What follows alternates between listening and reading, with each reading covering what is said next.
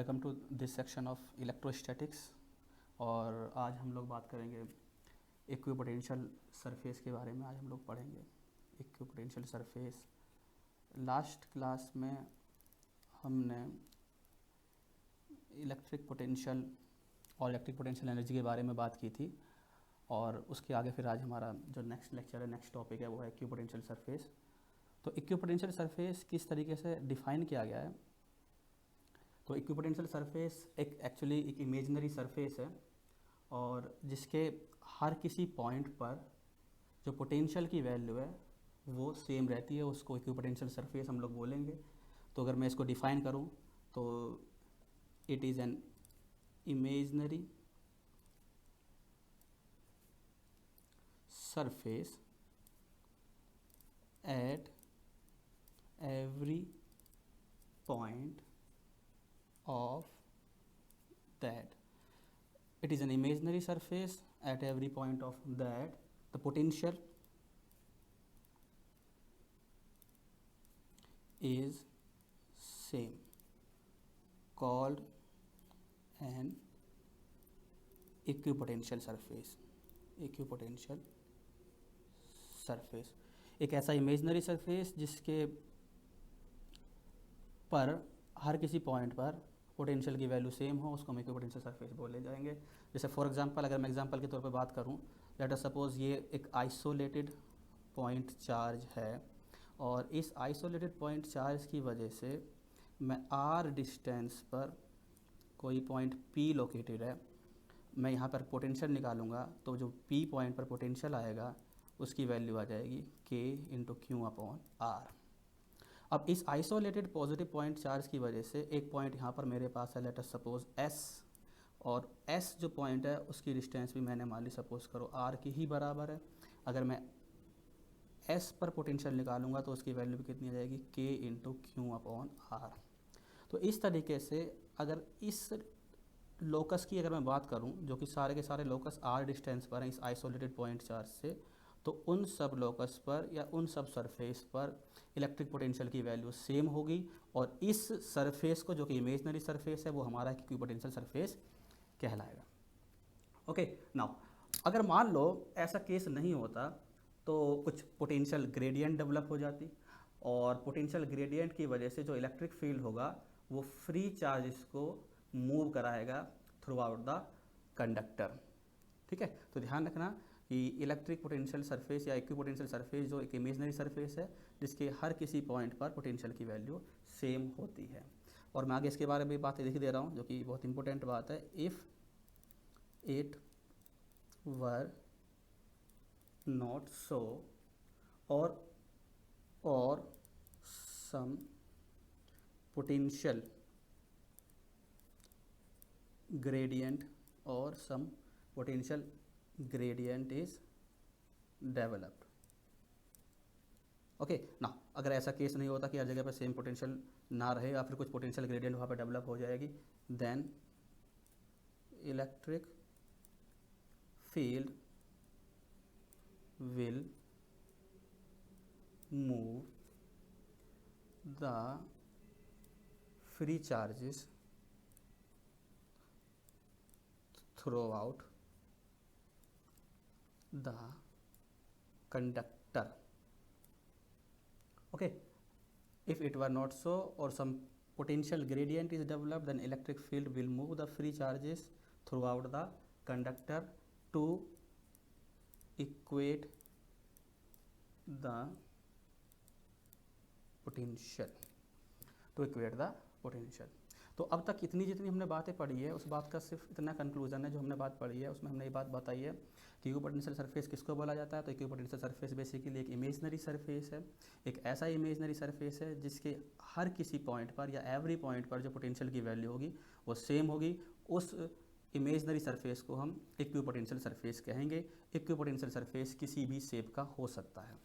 Okay, now next is what are the properties associated with equipotential surface. Equipotential surface की क्या क्या properties होती हैं, ये बहुत इंपॉर्टेंट है, यहाँ से क्वेश्चन बनते हैं ज़्यादातर। तो इसको अलग से हमने डिसाइड किया है, properties of equipotential surface. Properties of equipotential surface कि इक्विपोटेंशियल सरफेस की क्या क्या प्रॉपर्टीज़ होती हैं। ओके, नाउ इनको स्टेप बाय स्टेप करेंगे पॉइंट वाइज। तो पहली जो प्रॉपर्टी है, जो सबसे इंपॉर्टेंट प्रॉपर्टी है इक्विपोटेंशियल सरफेस की, वो ये है कि इक्विपोटेंशियल सरफेस पर किसी भी चार्ज पार्टिकल को एक पोजीशन से दूसरी पोजीशन तक ले जाने के लिए कुछ भी वर्क नहीं करना पड़ता है। तो अगर हम लोग बोलें no work is done in carrying a charge from one point to another on the equipotential surface. Now why on equipotential surface? Let us suppose if this is the equipotential surface और यहाँ पर मेरे पास एक point है A और यहाँ मेरे पास एक पॉइंट है B। Let us suppose A point पर जो पोटेंशियल है वो V है और B पॉइंट पर पोटेंशियल है उसकी वैल्यू VB के बराबर है। Now if it is my equipotential surface then VA is equal to what? VB। और एक चार्ज है जिसकी वैल्यू Q के बराबर है, उस चार्ज Q को मैं A से B तक लेके गया। तो मैंने जो A से B तक मैं लेकर गया तो उसमें जो मैंने वर्क करा दैट वर्क इज W। तो W is equal to what? Q into what? VB minus VA। Now because VB is equal to VA, so from this VB is equal to VA, so this VB minus VA goes to 0, so work done is equal to what? 0। okay, now again most important property है कि on equipotential surface no work is done in carrying a charge from one point to another point on the equipotential surface। Okay और ये सब बातें, ये इसका जो explanation है वो इसकी डेफिनेशन में ही है इक्विपोटेंशियल सरफेस की। ऐसा क्यों होता है कि कोई वर्क नहीं होता है इक्विपोटेंशियल सरफेस पर किसी भी चार्ज पार्टिकल को एक पोजीशन से दूसरे पोजीशन तक ले जाने में। Okay, now second most property जो है, दूसरी जो प्रॉपर्टी है जो कि दो बहुत इंपॉर्टेंट प्रॉपर्टी है इक्विपोटेंशियल सरफेस की, वो ये है कि इलेक्ट्रिक फील्ड लाइंस, लिखते चलना साथ के साथ, electric field lines are always perpendicular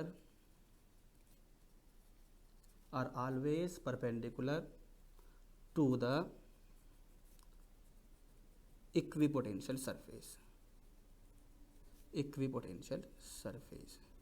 Direction of electric field lines are always perpendicular to the equipotential surface। इसको समझते हैं why it happens, why direction of electric field line is always perpendicular to the direction of equipotential surface। तो इसको explain करने के लिए एक काम करते हैं। अब लेट अस सपोज सिचुएशन ये है कि मेरे पास ये हमारा इक्विपोटेंशियल सरफेस है। Suppose let us suppose this is my equipotential surface. Okay, तो मैंने इसको लिख दिया इक्विपोटेंशियल सरफेस, ये मेरा इक्विपोटेंशियल सरफेस है।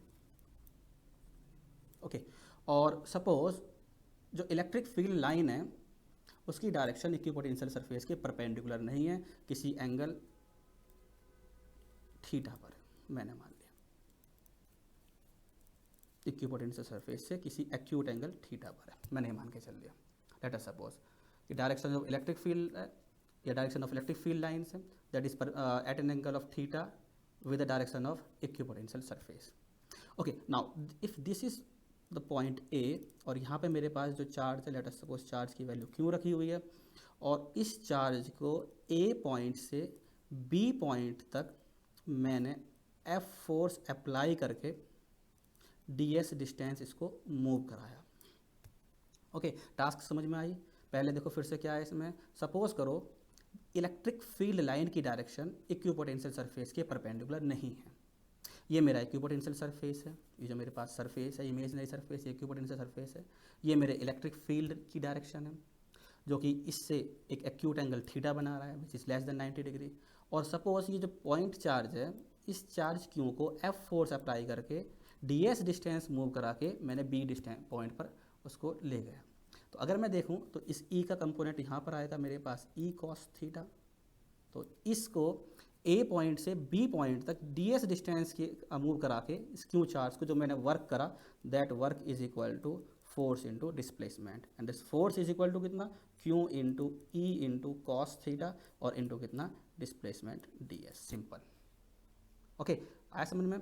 Now work, now from the last topic we concluded that work done on an equipotential surface in carrying a charge from one point to another point is always equal to 0. That means work has to be 0, and work has to be 0, that means work will be only 0 if either q is 0, if either E is 0, ds is 0 और cos theta is 0.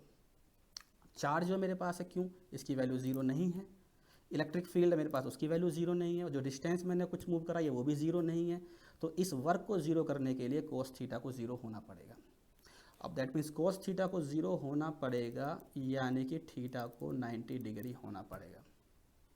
Okay, तभी अगर theta की value 90 degree है तब ही work की value 0 हो सकती है. यानी कि थीटा की वैल्यू 90 डिग्री है, इसका मतलब क्या हुआ कि इलेक्ट्रिक फील्ड लाइंस की डायरेक्शन जो होगी वो इक्विपोटेंशियल सरफेस के हमेशा परपेंडिकुलर होगी. क्यों? To equate the work is equal to 0. Okay, आया समझ में? तो दैट मीन्स cos थीटा यहाँ से मेरे पास 0 है, तभी मेरे पास वर्क की वैल्यू 0 हो सकती है. नाउ अगर मान लो एग्ज़ाम में क्वेश्चन बना, फॉर एग्जांपल किसी कम्पिटिटिव एग्जाम में क्वेश्चन बना और उसने एक आपको ये बोल दिया स्टेटमेंट, उसने लिखा हुआ है statement number 1, work done in moving a charge on an equipotential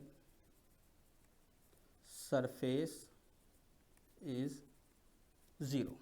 ये स्टेटमेंट 1 लिखा हुआ है ना. और दूसरा फिर इसके आगे लिखा हुआ है स्टेटमेंट नंबर 2, और उसमें लिखा हुआ है कि electric field lines are always perpendicular to the equipotential surface. ये लिखा हुआ है स्टेटमेंट नंबर 2. तो स्टेटमेंट नंबर 1 में इसने लिखा है कि किसी भी पॉइंट चार्ज को किसी इक्विपोटेंशियल सरफेस पर एक लोकेशन से दूसरे लोकेशन तक ले जाने के लिए जो वर्क किया उसकी वैल्यू 0 के बराबर होती है. स्टेटमेंट नंबर 2 में उन्होंने लिखा हुआ है electric field lines are always perpendicular to the equipotential surface. और फिर इसके उन्होंने ऑप्शन दिए हुए हैं. Option number A statement 1 and statement 2 both are correct and statement 2 is the correct explanation of statement number 1. और बाकी बी ऑप्शन वही है कि 1 और 2 दोनों करेक्ट हैं, बट जो 2 है स्टेटमेंट वो 1 का करेक्ट एक्सप्लेनेशन नहीं है. इसी तरीके से कुछ सी और डी है. तो अगर देखा जाए तो ये तो बात बिल्कुल सही है, स्टेटमेंट बिल्कुल सही है कि work done in moving a charge on an equipotential surface is always 0. और जो स्टेटमेंट नंबर 2 है electric field lines are always perpendicular to the equipotential surface, ये भी स्टेटमेंट एकदम सही है. अब सवाल उठता है क्या ये इसका करेक्ट एक्सप्लेनेशन है या नहीं है. अब देखो, वर्क अगर ज़ीरो होगा तो ही हमारी इलेक्ट्रिक फील्ड लाइंस और इक्विपोटेंशियल सरफेस एक दूसरे के परपेंडिकुलर हो सकती हैं. तो यहाँ से जो मेरा करेक्ट आंसर हुआ कि स्टेटमेंट नंबर 1 स्टेटमेंट नंबर 2 दोनों के दोनों करेक्ट हैं, और स्टेटमेंट नंबर 1 स्टेटमेंट नंबर 2 का करेक्ट एक्सप्लेनेशन है कि वर्क 0 होता है तो ही इलेक्ट्रिक फील्ड लाइंस को इक्विपोटेंशियल सरफेस के परपेंडिकुलर होना पड़ेगा. तो statement number 1 and statement number 2 both are correct and statement number 1 is the correct explanation of statement number 2. तो इस तरीके से हम उसको लगा सकते हैं question. Now the third property of equipotential surface. Okay, हालांकि एग्जाम में ऐसा मिलता है, पहले स्टेटमेंट नंबर 1 मिलता है फिर स्टेटमेंट नंबर 2, और ऑप्शन में लिखा होता है स्टेटमेंट नंबर 2 को करेक्ट एक्सप्लेनेशन होना पड़ेगा. वो मैंने उनको उस वे में लिख दिया था. ठीक है, फिर एक बार फिर से बोल रहा हूँ, statement number 1 is correct, statement number 2 is correct and statement number 1 is the correct explanation of statement number 2. Okay, now third property equipotential surface की क्या होती है. वो वही प्रॉपर्टी है कि दो इक्विपोटेंशियल सरफेस आपस में एक दूसरे को कभी इंटरसेक्ट नहीं करेंगे. अगर दो इक्विपोटेंशियल सरफेस आपस में एक दूसरे को इंटरसेक्ट कर देते हैं तो वहाँ पर इलेक्ट्रिक फील्ड इंटेंसिटी की उस पॉइंट पर दो डायरेक्शन हो जाएंगी, और विच इज़ क्वाइट इम्पॉसिबल. तो मैं थर्ड पॉइंट को भी लिख दे रहा हूँ कि 2 ये एग्जाम में आ सकता है, आपके बोर्ड के एग्जाम में पूछ सकता है कि what are the properties of equipotential surface. First property and second property are very very important for competitive exam, but third property के बारे में भी आपको पता होना चाहिए. Third property is two equipotential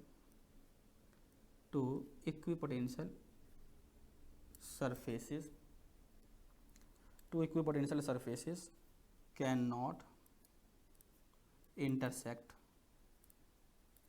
each other. two equipotential surfaces cannot intersect each other. Okay, now why two equipotential surfaces cannot intersect each other? Because if they do, because at the point of intersection, because at the point of intersection there will be two directions of field intensity,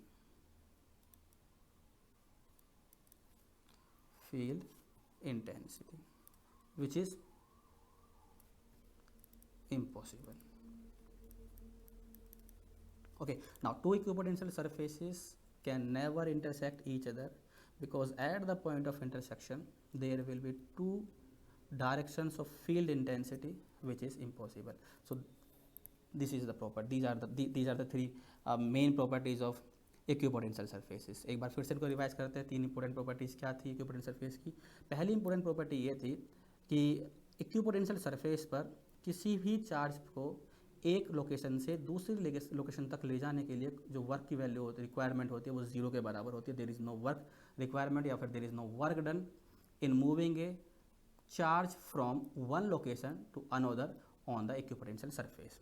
दूसरी जो property है equipotential surface की वो ये है कि electric field lines are always perpendicular to the equipotential surface.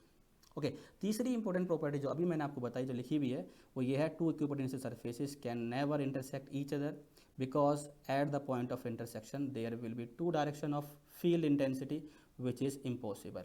Second property जो मैंने यहाँ पर लिखी हुई है, ये सबसे ज़्यादा इंपॉर्टेंट प्रॉपर्टी है कि इलेक्ट्रिक फील्ड लाइन्स अगर आप लोकेट कर सकते हो तो इलेक्ट्रिक फील्ड लाइन्स को लोकेट करने की हेल्प से आप इक्विपोटेंशियल सरफेस को कैसे लोकेट कर पाओगे. तो इक्विपोटेंशियल सरफेस हमेशा इलेक्ट्रिक फील्ड लाइन्स के परपेंडिकुलर होता है. ओके, और इसका यहाँ पे मैंने इसका एक्सप्लेनेशन भी दिया हुआ है कि इलेक्ट्रिक फील्ड लाइन्स हमेशा इक्विपोटेंशियल सरफेस के परपेंडिकुलर क्यों होती हैं. ये आपके बोर्ड के एग्जाम में पूछा जा सकता है कि why electric field lines are always perpendicular to the equipotential surface. Now next is what are the patterns या और how to draw the equipotential surface. How to draw the equipotential surface. This is our third topic of today's class. So that is patterns of equipotential surface. Patterns of equipotential surfaces.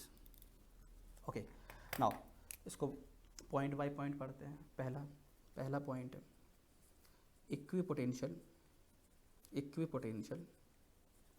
surface of a point source charge. तो पहला हमारा ये how to draw the equipotential surface pattern for an isolated point source charge. Let us suppose this is my isolated point source charge. ये मेरे पास एक isolated point source charge है और इसके लिए मुझे इक्विपोटेंशियल सरफेस का पैटर्न ड्रॉ करना है. Okay, now from our previous knowledge, और जब लास्ट क्लास में मैंने आपको पढ़ाया भी था इसके बारे में, इलेक्ट्रिक फील्ड लाइन हमने पैटर्न इसकी ड्रॉ करी थी. तो जो इसकी इलेक्ट्रिक फील्ड लाइन पैटर्न था वो हमने उसमें पढ़ा था. इलेक्ट्रिक फील्ड लाइन जो आइसोलेटेड पॉइंट चार्ज है उससे रेडियली आउटवर्ड बाहर निकलेंगी. If it is positive point charge radially outward बाहर निकलेंगी और इनफाइनाइट पे रखे हुए किसी नेगेटिव चार्ज को, इमेजनरी नेगेटिव चार्ज को अप्रोच करेंगे. तो ये मेरे पास इसका इलेक्ट्रिक फील्ड लाइन पैटर्न है. ये इसका हमारा इलेक्ट्रिक फील्ड लाइन पैटर्न, ये मेरे पास इलेक्ट्रिक पॉजिटिव पॉइंट चार्ज के लिए. और इलेक्ट्रिक फील्ड लाइन पैटर्न से मुझे इक्विपोटेंशियल सरफेस का पैटर्न ड्रॉ करना है. ओके, अब सपोज करो मैंने इसमें अलग अलग पॉइंट मार्क करे. अगर मैं देखूँ यहाँ पे मैं एक पॉइंट मार्क करा, ये वाला पॉइंट मैंने मार्क करा. यहाँ की जो डिस्टेंस है इससे लेट अस सपोज ये डिस्टेंस r के बराबर या r1 के बराबर डिस्टेंस है. एक पॉइंट मैंने यहाँ पे मार्क करा इक्वल डिस्टेंस पर r1 पॉइंट पर, एक पॉइंट यहाँ मार्क करा r1 पॉइंट पर, एक पॉइंट यहाँ मार्क r1. तो ये जो सब मैंने पॉइंट मार्क किए हुए हैं, इन सब पॉइंट्स की इस पॉइंट चार्ज से जो लोकेशन है या डिस्टेंस है वो सब की सब डिस्टेंस इक्वल है. और from v is equal to k into Q upon r. तो मैं यहाँ से कह सकता हूँ जितना पोटेंशियल यहाँ पर होगा उतना ही पोटेंशियल यहाँ होगा, उतना ही पोटेंशियल यहाँ होगा, उतना ही पोटेंशियल यहाँ होगा। अब इन सबको मिलाने वाला वो लोकस या इन सबको मिलाने वाला वो इमेजनरी सरफेस जो इलेक्ट्रिक फील्ड लाइन की डायरेक्शन के परपेंडिकुलर होगा, उसको मैं बोलूँगा इक्विपोटेंशियल सरफेस। तो यहाँ से अगर मैं इन सबको मिलाने वाला ये इमेजनरी सरफेस या इमेजनरी पैटर्न ड्रॉ करा जिसकी डायरेक्शन इलेक्ट्रिक फील्ड लाइन के एकदम परपेंडिकुलर है, एकदम परपेंडिकुलर है, ये एकदम परपेंडिकुलर है, एकदम परपेंडिकुलर। तो ये मेरे पास एक इक्विपोटेंशियल सरफेस हुआ। इसको मैंने इक्विपोटेंशियल सरफेस को नाम दिया, let us suppose this is my A. और एग्जांपल के तौर पे मान लेता हूँ, सपोज यहाँ पर जो पोटेंशियल है वी ए, इसकी value for example 10 voltage, for example 10 voltage. यहाँ पर जो पोटेंशियल की वैल्यू होगी अगेन 10 वोल्टेज, यहाँ पर जो वैल्यू होगी 10 वोल्टेज, क्योंकि इक्विपोटेंशियल सरफेस है, हर जगह पे सेम वैल्यू होगी पोटेंशियल की।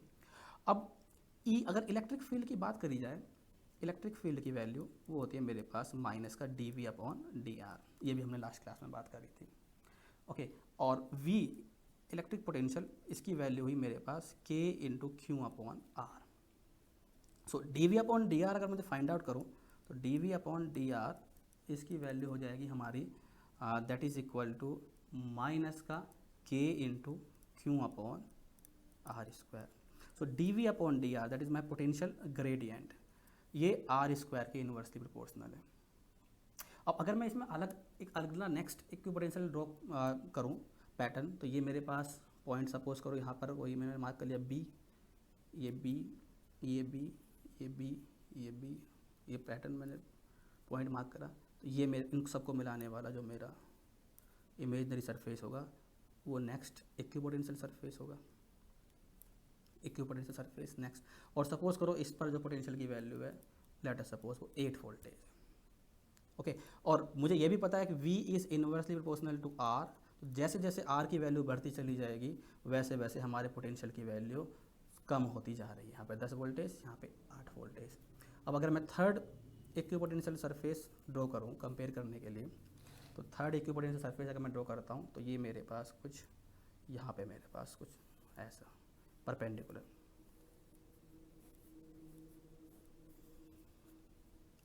ये perpendicular VC, late us suppose इसकी वैल्यू कुछ 6 वोल्टेज के बराबर है।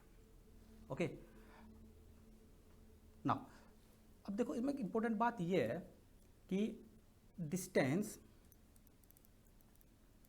का कंक्लूजन ये है, distance between the equipotential, distance between the equipotential surfaces with same potential difference is increasing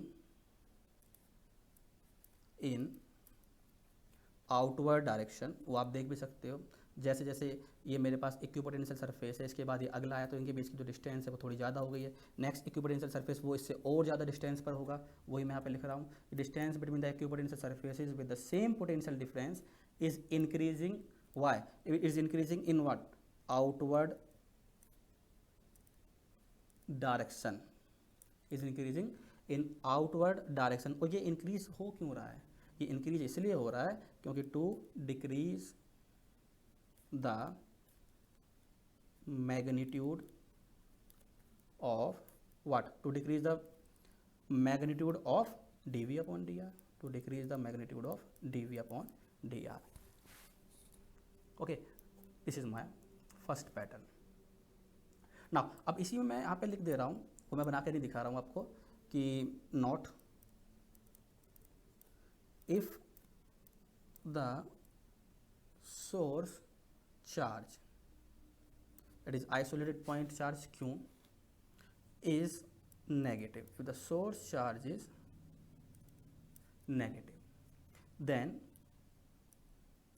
ये सब हम लोग पढ़ चुके हैं पहले। then field lines कैसे होंगे? field line, then field lines are normally inward, are normally inward with same shape of equipotential surface.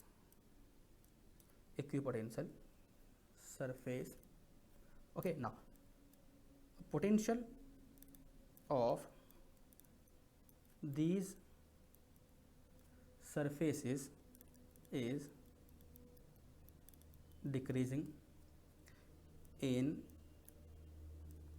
the direction of electric field.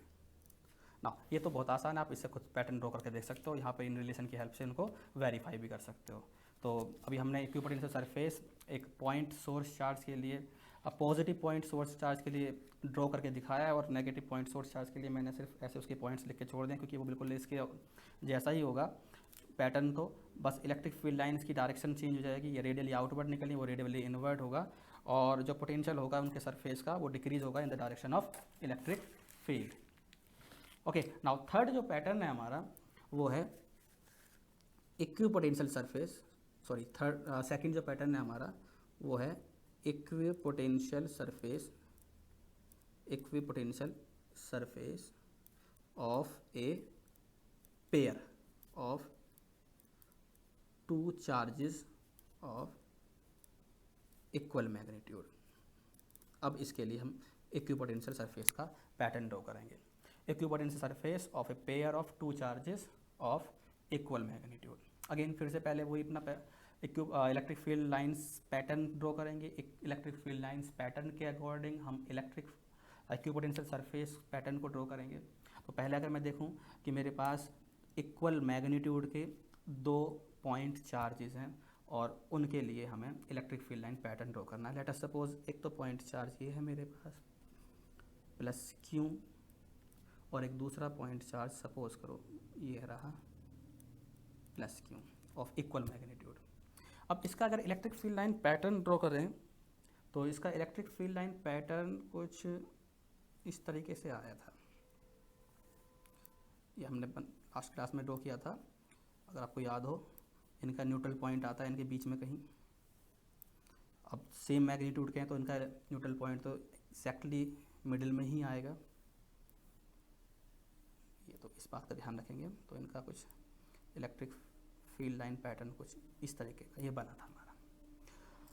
Okay, अब इलेक्ट्रिक फील्ड लाइन पैटर्न के परपेंडिकुलर इक्विपोटेंशियल सरफेस. अब अगर इनका मैं equipotential surface draw करूँगा तो पहला इसका इक्विपोटेंशियल सरफेस इस पॉइंट चार्ज का किसी डिस्टेंस r पर जो जाएगा कुछ लेट अस सपोज ऐसा कुछ perpendicular to the direction of electric field lines. और इसका अगर मैं ड्रॉ करूँ तो इसका इलेक्ट्रिक फील्ड लाइन पैटर्न कुछ ये था, ये जो हमने लास्ट क्लास में देखा था कुछ इस तरीके का बन के आया था. अब ये जो इक्विपोटेंशियल सरफेस है वो बिल्कुल सेम डिस्टेंस पर है, और ये भी जो मेरे पास इक्विपोटेंशियल सरफेस है वो इससे सेम डिस्टेंस पर है. जितनी डिस्टेंस पर ये इससे है उतनी डिस्टेंस पर ये इससे. तो मैं बोलूँगा कि सेम इक्विपोटेंशियल सरफेस के बीच का सेपरेशन मिनिमम होगा वेयर, जहाँ पर इलेक्ट्रिक फील्ड लाइन या इलेक्ट्रिक फील्ड वीक होगा, वहाँ पर किन्हीं भी दो इक्विपोटेंशियल सरफेस के बीच का सेपरेशन मिनिमम होगा. अब अगला मैं इक्विपोटेंशियल सरफेस का पैटर्न ड्रॉ करूँगा तो वो कुछ इस तरीके का जाएगा ये, और इधर मैं अगर इनका पैटर्न ड्रॉ करूँगा तो वो कुछ इस तरीके से जाएगा ये. नाउ ये इक्विपोटेंशियल सरफेस और इसका इक्विपोटेंशियल सरफेस के बीच का जो सेपरेशन होगा वो इस जगह पे मिनिमम है, और यहाँ पर ही क्या है, इनका इलेक्ट्रिक फील्ड भी मिनिमम होगा. अब अगर इस सीरीज में थर्ड इक्विपोटेंशियल सरफेस में ड्रॉ करूँ लेट अस सपोज ये यहाँ पे, तो ये कुछ यहाँ पर अप्रॉक्सीमेटली एक दूसरे को टच करेंगे, क्योंकि यहाँ पर इनके बीच का सेपरेशन फिर से मिनिमम होगा, और इनके बीच का सेपरेशन मिनिमम वहाँ होगा जहाँ पर एग्जैक्टली इनके बीच में न्यूट्रल पॉइंट आएगा, यहाँ न्यूट्रल पॉइंट पे. अब इसके बाद जो फोर्थ इक्विपोटेंशियल सरफेस आएगा इस पॉइंट चार्ज का और इस पॉइंट चार्ज का जो फोर्थ इक्विपोटेंशियल सरफेस आएगा वो आपस में इंटरसेक्ट करेंगे, but two equipotential surfaces can never intersect with each other, जिसकी वजह से नेट इक्विपोटेंशियल सरफेस इन दोनों आइसोलेटेड इक्वल मैग्नीट्यूड के पॉइंट चार्जेस की वजह से थोड़ा सा मॉडिफाइड हो जाएगा और कुछ इस शेप का बनेगा, डम्बल्ड शेप। थोड़ा आगे बना देते हैं, ये थी थोड़ा डम्बल्ड शेप का हमारा नेट इक्विपोटेंशियल सरफेस बनेगा, क्योंकि दो इक्विपोटेंशियल सरफेस आपस में इंटरसेक्ट नहीं कर सकते हैं। ओके, तो अगर मैं इस सब बात लिखूँ, इसके बाद में जो खास खास इंपॉर्टेंट बातें हैं जो मैं आपको नोट करनी है, वो ये नोट करनी है। पहली बात कि distance between the same equipotential surfaces of two like charges are less. कहाँ पे? In the middle region, in the middle region where net field is minimum, where net field is minimum or weak. Okay, now why? Due to opposite direction of the field of two similar nature charges. Okay, ये इसमें बड़ी काम की बात थी कि कहाँ पे मिनिमम होगा दो इक्विपोटेंशियल सरफेस के बीच का सेपरेशन। तो मिनिमम वहाँ पे होगा जहाँ पर उनके बीच में या फिर जहाँ पर नेट या कंबाइंड इलेक्ट्रिक फील्ड वो मिनिमम होगा या फिर वीक होगा। एक दूसरी बात अगर मैं बात करूँ इस डम्बल्ड शेप के लिए कि इस पे कहाँ कहाँ क्या बातें हो रही हैं, तो इस पर ये बात है, इसकी भी आप देखना कि eight every point on outer, इसके बारे में बात कर रहा हूँ मैं, outer dumbbell shaped equipotential surface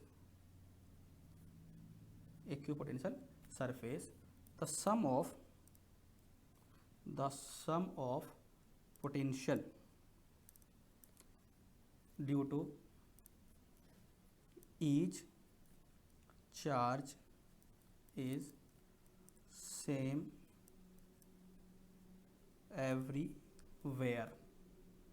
everywhere on this surface. ये मोस्ट इंपॉर्टेंट बात है, सबसे इंपॉर्टेंट बात है। डम्बल शेप पे क्या है मेरे पास, इसमें कंबाइंड नेट इफेक्ट में हमने बात करी है। ओके, सो पहली बात इसमें यह है distance between the same equipotential surface of two like charges. अगर मैं इसकी बात करने लगा, इसका इक्विपोटेंशियल सरफेस और इसका इक्विपोटेंशियल सरफेस, ये वाला के बीच का जो सेपरेशन होगा वो मिनिमम होगा, या फिर कहाँ पे मिनिमम होगा, वो जहाँ पर नेट फील्ड की वैल्यू, कंबाइंड नेट फील्ड की वैल्यू वीक होगी, या फिर कंबाइंड नेट फील्ड की वैल्यू जहाँ पर सबसे मिनिमम होगी। ओके, तो ये मेरे पास इनका पैटर्न था। और उसके बाद जो अगला मेरे पास जो आउटर रीजन में हमने बात करी थी डम्बल शेप के लिए, तो वो है मेरे पास at every point on outer dumbbell shaped region the equipotential surface the sum of potential due to each charge is same everywhere on this surface. Okay, now next is equipotential surface for a pair of two unlike charges having same magnitude. Third हमारा point, unlike charges but of equal magnitude. So third is में unlike charges of equal magnitude. Unlike charges of equal magnitude. Let us suppose एक charge plus Q और दूसरा charge मेरे पास minus Q. ये मेरे पास situation है. अब मुझे इनका इक्विपोटेंशियल सरफेस ड्रॉ करना है पैटर्न. उससे पहले मुझे इनका electric field line pattern draw करना है. तो इलेक्ट्रिक फील्ड लाइन पैटर्न की अगर मैं बात करने लगा, ये isolated point charge for example, बाहर की तरफ एक मेरे पास इलेक्ट्रिक फील्ड लाइन गई और इसमें एक electric field line late us suppose ये एंटर करी, ये बाहर निकली, ये इसमें फिर ये एंटर करी, एक इसमें इलेक्ट्रिक फील्ड लाइन कुछ ऐसे, ये यहाँ से पॉजिटिव से निकली, नेगेटिव चार्ज पे आके ख़त्म हो गई, पॉजिटिव से निकली, नेगेटिव चार्ज पे आके इलेक्ट्रिक फील्ड लाइन पैटर्न ख़त्म हुआ. इस तरीके से कुछ मेरा पैटर्न बन रहा होगा. अब अगर मैं देखूँ इसका नेट कंबाइंड इक्विपोटेंशियल सरफेस, अगर मैं इनका net combined equipotential surface pattern draw करूं, तो यहाँ पर ये वाला जो लोकेशन है, इस लोकेशन पर नेट इलेक्ट्रिक फील्ड यूनिफॉर्म है, क्योंकि इलेक्ट्रिक फील्ड लाइंस एक दूसरे के पैरेलल हैं, ऑलमोस्ट पैरेलल है। तो यहाँ पर जो नेट इलेक्ट्रिक फील्ड है वो हमारे पास वो यूनिफॉर्म है, जिसकी वजह से इक्विपोटेंशियल सरफेस उसके परपेंडिकुलर। तो अगर मैं इक्विपोटेंशियल सरफेस इसके परपेंडिकुलर ड्रॉ करूँगा तो उसकी शेप कुछ इस तरीके की बनेगी। Equipotential surface net electric field की वजह से इनका कंबाइंड इक्विपोटेंशियल सरफेस। तो अगर मैं कंबाइंड इक्विपोटेंशियल सरफेस के बारे में बात करूं और लिखूं यहाँ पे कि कंबाइंड इक्विपोटेंशियल सरफेस कैसा बना, तो अपोजिट चार्ज के इक्वल मैग्नीट्यूड के पॉइंट चार्जेस की वजह से जो हमारा कंबाइंड इक्विपोटेंशियल सरफेस हुआ वो एक प्लेन सरफेस है, प्लेन सरफेस है, a plane surface along the normal bisector of the line joining these charges where potential is zero everywhere। Okay now अब ये मेरे पास ये पॉजिटिव चार्ज है, नेगेटिव चार्ज है, इक्वल मैग्नीट्यूड के चार्ज है, तो ये क्या बना रहे हैं आपस में, डाइपोल ही तो बना रहे हैं। तो ये मेरे पास जो पैटर्न है वो डाइपोल का ही तो पैटर्न है। तो अगर मैं आइसोलेटेड या कंबाइंड मेरे पास दो चार्ज हैं, उनके इक्वल मैग्नीट्यूड है बट अनलाइक चार्ज है, उनका जो हमारा इक्विपोटेंशियल सरफेस आया नेट कंबाइंड वो मेरे एक प्लेन सरफेस आया जो कि परपेंडिकुलर है उनके बीच के नॉर्मल बाइसेक्टर में। नाउ थर्ड मेरे पास third fourth is equipotential surface of a line source charge। अब लाइन सोर्स चार्ज का इक्विपोटेंशियल सरफेस का पैटर्न कैसा बनेगा इसके बारे में बात करते हैं। तो अगर लाइन सोर्स चार्ज की बात करी जाए, ये मेरे पास कोई एक लाइन सोर्स चार्ज है, let us suppose positively charged line source charge, इसकी electric field lines radially outward electric field lines radially outward, ये इलेक्ट्रिक फील्ड लाइन पैटर्न है। ये हम लोग बना चुके हैं, पहले बात कर चुके हैं ऐसा क्यों जाती हैं, ये सब बातें हम लोग कर चुके हैं। अब इसका इक्विपोटेंशियल सरफेस एक क्लोज्ड लूप होगा जो अगेन इलेक्ट्रिक फील्ड लाइंस के परपेंडिकुलर होगा। अब इससे इधर जितनी डिस्टेंस पर उतनी डिस्टेंस पर यहाँ पर मैं एक एनक्लोज सरफेस बनाऊँ, ये एनक्लोज सरफेस मैंने बनाया, ये एनक्लोज सरफेस हमने बनाया, तो ये डायरेक्शन इसके perpendicular, this is my equipotential surface. Now अगर मैं बोलूँ सपोज करो ये मेरे पास जो पहला इक्विपोटेंशियल सरफेस है, यहाँ पे पोटेंशियल की value late us suppose 8 voltage के बराबर है, this is my first equipotential surface. Next equipotential surface जो आएगा वो कुछ यहाँ आएगा, ऐसा ये कुछ बना। Second equipotential surface again perpendicular, same pattern but ज़्यादा डिस्टेंस का बनेगा वो। यहाँ पे मेरे पास कितना बना, सपोज करो 6 वोल्टेज, क्योंकि अगेन मेरे पोटेंशियल की वैल्यू कम होती चली जा रही है। तो इसका तो इक्विपोटेंशियल सरफेस का पैटर्न आपको समझ में आ रहा होगा कि किस तरीके से हमने इसका बनाया हुआ है लाइन सोर्स चार्ज का। तो ये मेरे पास इक्विपोटेंशियल सरफेस है। नाउ थर्ड, फोर्थ और फिफ्थ जो हमारा पैटर्न है वो है of a thin equipotential surface of a thin charged sheet. Now let us suppose ये हमारा इलेक्ट्रिक फील्ड लाइन पैटर्न है कुछ, लेट अस सपोज ये इलेक्ट्रिक फील्ड लाइन पैटर्न है, uniform electric field line pattern. Okay यहाँ मेरे पास जो पॉइंट है that is point is a, this point is B, this point is C, और जो इलेक्ट्रिक फील्ड है उसकी डायरेक्शन एक्स एक्सिस के अलोंग है। अब अगर मैं इसका इक्विपोटेंशियल पैटर्न ड्रॉ करूँ तो एकदम इसके परपेंडिकुलर होना है, इसको एकदम इसके परपेंडिकुलर जाना है, एकदम परपेंडिकुलर जाना है, एकदम परपेंडिकुलर, यहाँ पे इसके एकदम से परपेंडिकुलर। यहाँ अगर पैटर्न ड्रॉ किया जाए तो एकदम इसके परपेंडिकुलर, बिल्कुल परपेंडिकुलर। यहाँ अगर देखा जाए तो एकदम से बिल्कुल इलेक्ट्रिक फील्ड के परपेंडिकुलर, बिल्कुल perpendicular. Now V A, V B और वी सी, ये मेरे पास 3 पॉइंट है। जो ए पॉइंट है, लेट अस सपोज यहाँ पर पोटेंशियल कुछ है 10 वोल्टेज, ऑब्वियसली ज़्यादा ही होना है क्योंकि इलेक्ट्रिक फील्ड फ्लो करता है हाई पोटेंशियल से लो पोटेंशियल की तरफ। If this is the direction of electric field line, that means here is the potential maximum, here is the potential minimum. तो it is 10 voltage, here it is let us suppose मैंने मान लिया कुछ 8 voltage, और यहाँ पे जो सी है मेरे पास, यहाँ पर पोटेंशियल की value late us suppose 6 voltage है। तो मैं इसके हिसाब से बाकी सब चीज़ें निकाल सकता हूँ। This is my equipotential surface, this is the direction of electric field. Now यहाँ से कंक्लूजन ये निकलता है, if electric field is along x axis then equipotential surface will be along YZ plane. तो if electric field is along x axis, equipotential surface will be along YZ plane. Okay, now अब इसको मैं एक example के तौर पे समझाता हूँ। सपोज करो सिचुएशन ये है कि यहाँ पे जो सेपरेशन है इनके बीच का वो 10 मिलीमीटर है। इस पे बेसिक न्यूमेरिकल ले लेते हैं छोटा सा, और सपोज यहाँ पे जो इनके बीच का जो सेपरेशन है वो 8 मिलीमीटर है।